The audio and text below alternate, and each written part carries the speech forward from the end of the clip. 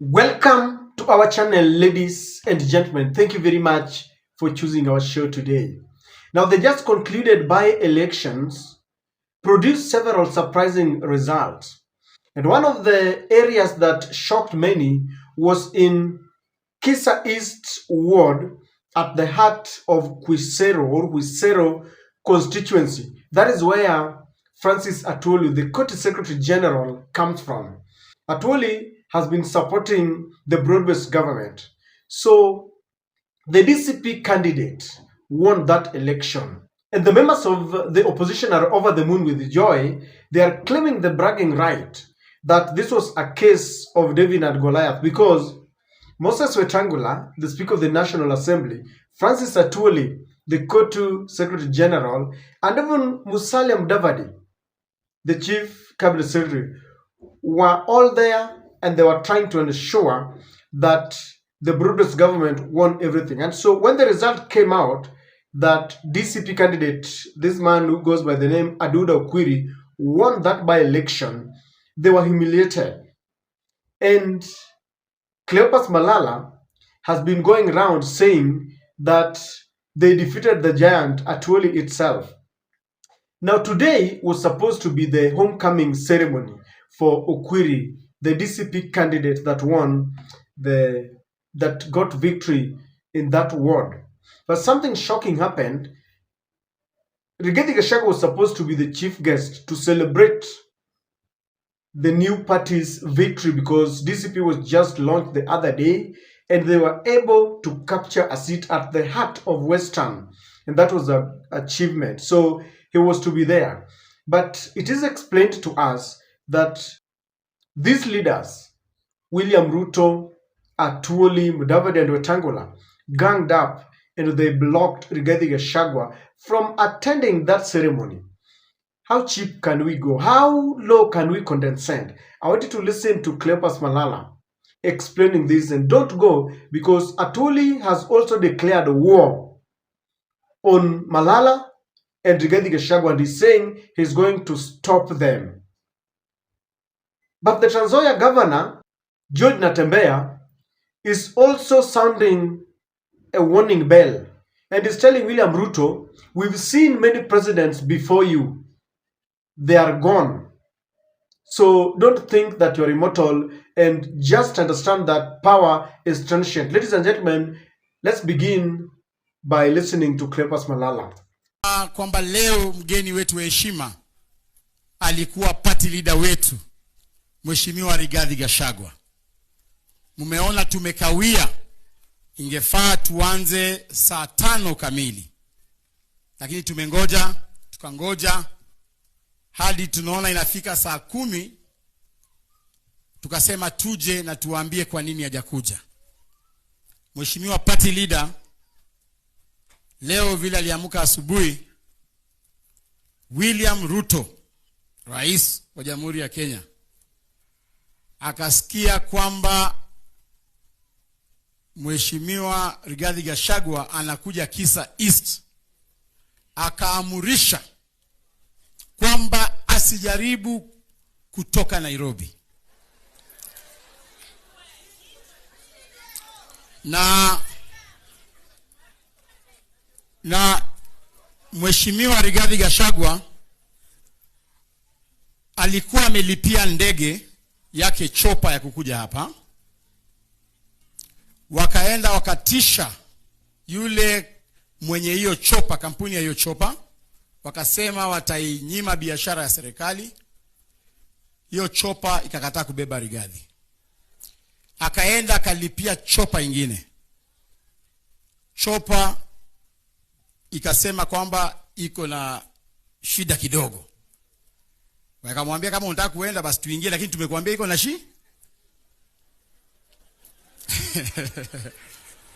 wakasema tukamwambia waregeshe basi pesa zile ambazo Mheshimiwa Rigathi alikuwa amelipa. Wakasema wataregesha next week on Tuesday.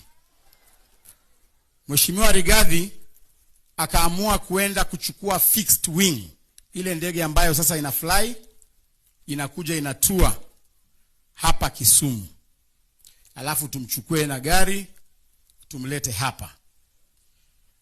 wakasema kwamba flight traffic huko Kisumu ati kuna matanga mingi huko, so ndege mingi zinaenda huko, so hiyo yetu haiwezi fika. Tukangoja, tukasema sababu airport ya Kisumu mumesema iko na traffic mingi, basi kuna airstrip ya Matulo pale Webuye. Wakakubali, tukachukua magari zetu tukakimbia Webuye. Tumeenda tukakaa Webuye, tukafika huko kasema hiyo airstrip imefungwa mpaka mwaka ujao.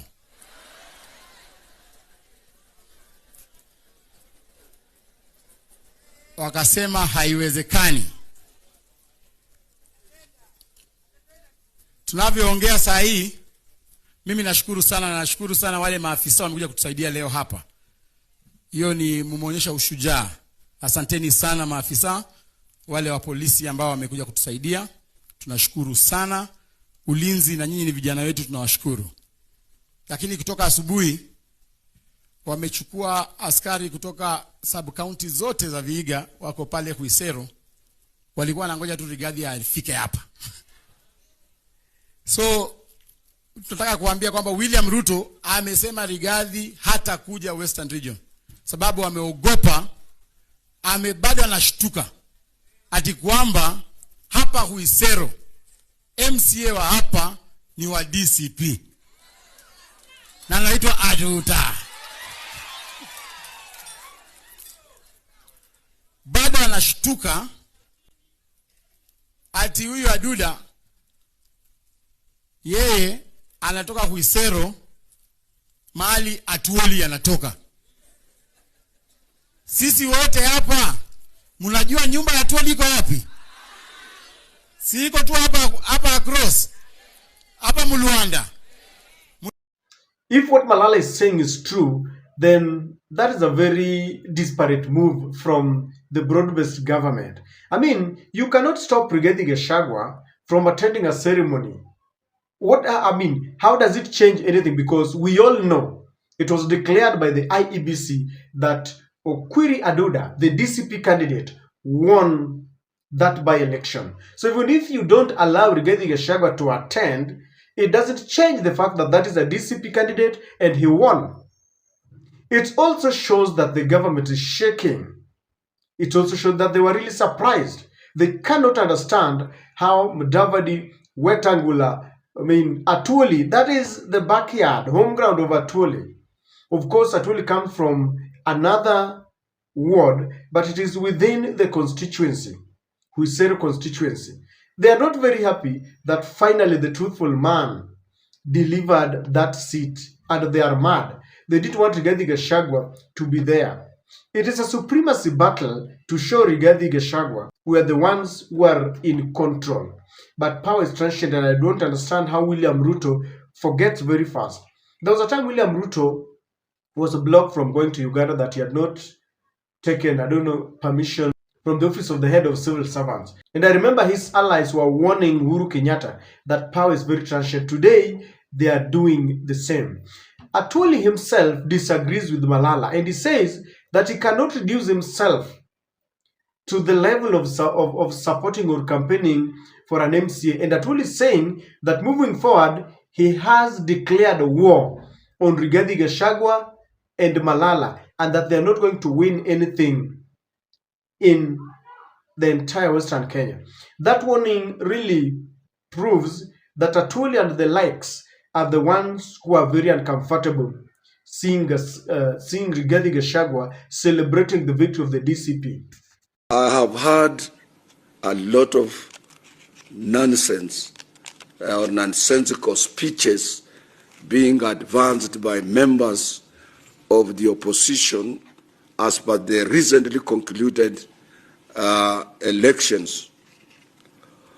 What I want to say is this. Somebody to allege that he won on Huisero, where Atwoli comes from, and in my own word, that is the stupidity of any given moment I have never seen. Huisero is a constituency which has several wards. I happen to come from Quisero Central. That is my ward. My MCA is a Kanu MCA. It's not a DCP MCA. And I cannot reduce myself, even if there was campaign, even if the position of an MCA was vacant in my own ward, I cannot reduce myself to campaign for an MCA. MCA falls under Member of Parliament. I can campaign for my Member of Parliament, yes. I can campaign for my governor, yes. I can campaign for my senator, yes. I can campaign for my president, but not an MCA.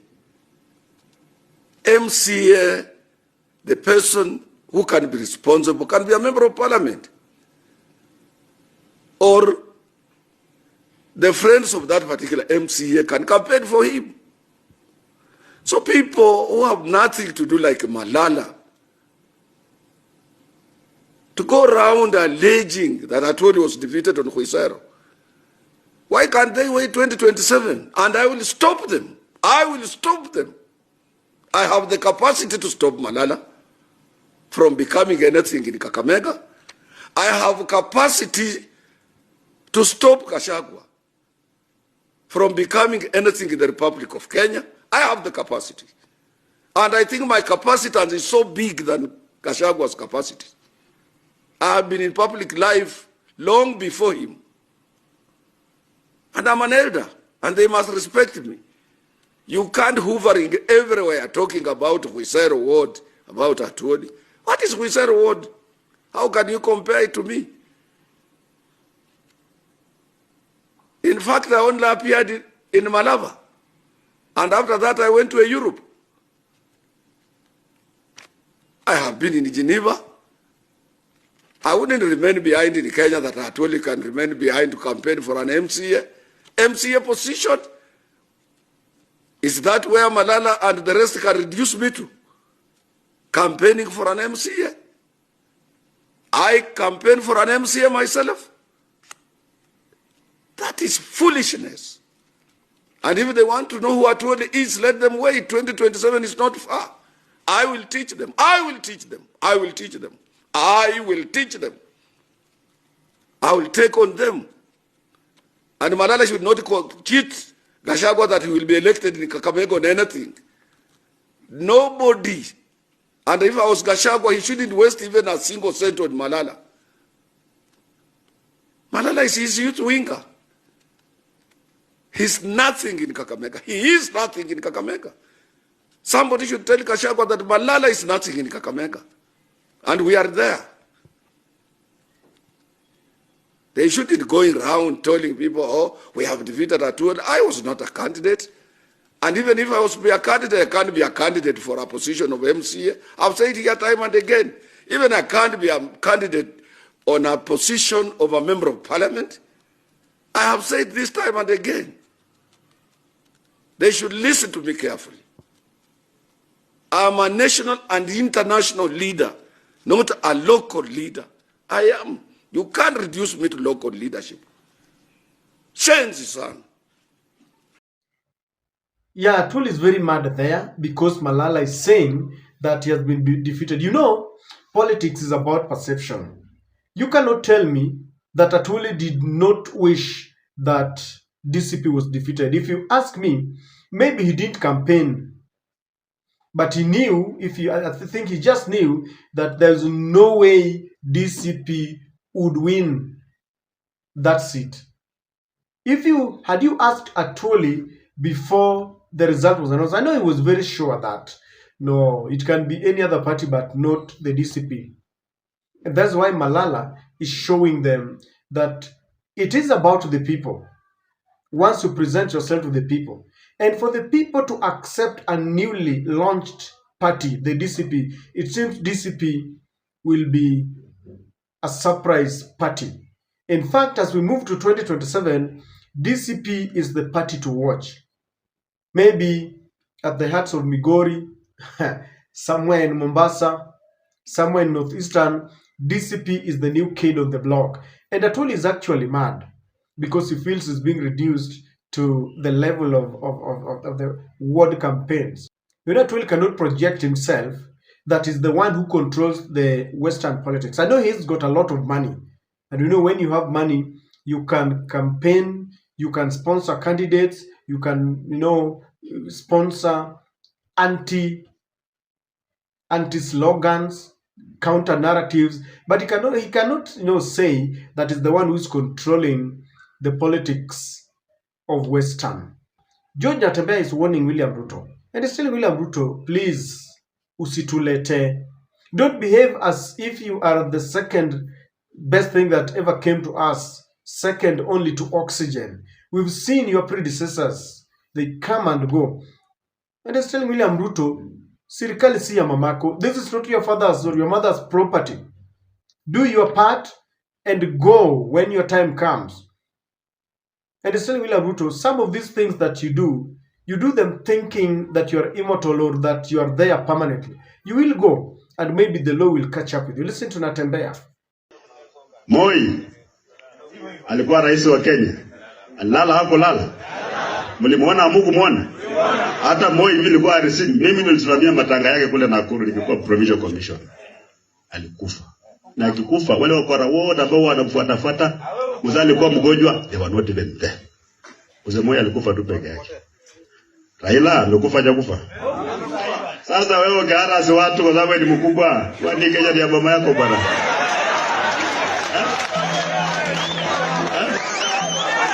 Kila mtu apate nafasi ama namna gani? Wakenya wakisema wewe umepata nafasi, umeshinda, ondoka, sio? Wapatie mwingine pia jaribu, angangane, mwingine ajaribu, na maisha yanafanya nini? Mwenyezi Mungu awabariki. And I agree with Natembeya. When we are in positions of power, we should know that we are living on borrowed time. Your time comes and goes. We've had very many presidents. We had a boy who went for 24 years, but he came and went. Kibaki, Uhuru Kenyatta. So, those people who are in power must understand that nothing is permanent. And the measure that you are using against your opponent will be the same measure that will be used against you. I know Uhuru Kenyatta was not perfect. He also had his dark moments. But when you look at Uhuru Kenyatta, he's walking very freely because at least he spared some of his enemies. Uhuru didn't attempt even once to impeach William Ruto when William Ruto was becoming almost a thorn in the flesh, the enemy within. But look at William Ruto when Rigathi Gachagua tried to play, read from different scripts, he decided to impeach him. And so William Ruto must be very careful. Sometimes when you deal very harshly with your opponents, you cling to power. You don't feel like you want to go because you are paranoid. You just feel like someone will seek revenge against you. Ladies and gentlemen, my fear is, if this is happening today, then there's going to be a lot of intimidation ahead of 2027. Some of these opposition leaders are really going to be harassed. You saw the kind of police brutality that was meted during the by-elections. Roadblocks everywhere. We saw blood during that by-election. People like Seth Panyakwar saying that the police and goons were working together and they were really harassed. We saw vehicles, some belonging to Eugene Omalwa, the DAP leader, being torched. And when you see Rigathi Gachagua now being stopped, it only tells you the mentality within the government. Intimidate, harass, show them that you are in power, but it will not last for long. People must prepare to ensure that we refuse intimidation, because Kenya does not belong to one person. Kenya belongs to all of us. We should insist on adherence, strict adherence to the law, because every Kenyan has got a right to assembly everywhere or anywhere in this country. There's no way you can stop Rigathi Gachagua from attending such a very important function. I don't know what to think, but Kenya is reducing itself to the lowest level, and we are going back to the dark days. I have a feeling that this government would really wish that we go back to the one-party state, the Nyayo era, where you bow down in State House and you sing two-term before you get anything. Kenyans, the future is in our hands. We need to insist that the law must be followed to the letter.